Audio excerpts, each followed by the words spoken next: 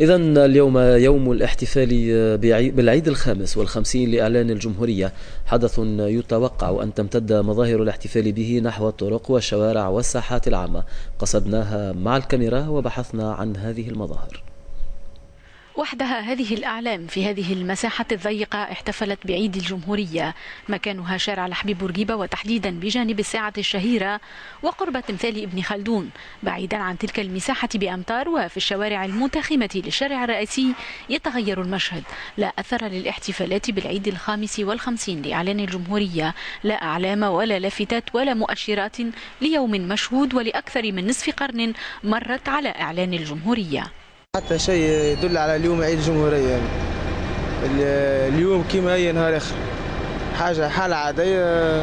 إحساس اللي اليوم فيش مش عيد جمهورية، خاطر ما كما نهار أحد، كأنه نهار أحد.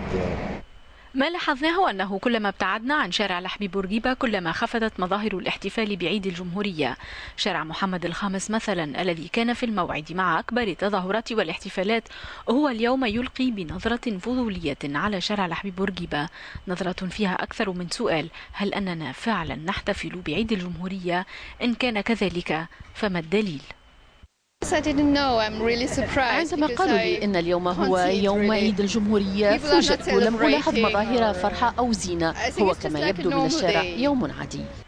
هو في الروزنامة التونسية العيد الخامس والخمسون لإعلان الجمهورية، وفي المجلس التأسيسي حدث سياسي تجمعت حوله الرئاسات الثلاثة. أما في شوارع البلاد وحتى الكبرى منها فهو يوم عادي، هو فقط اليوم السادس من أيام الشهر الكريم.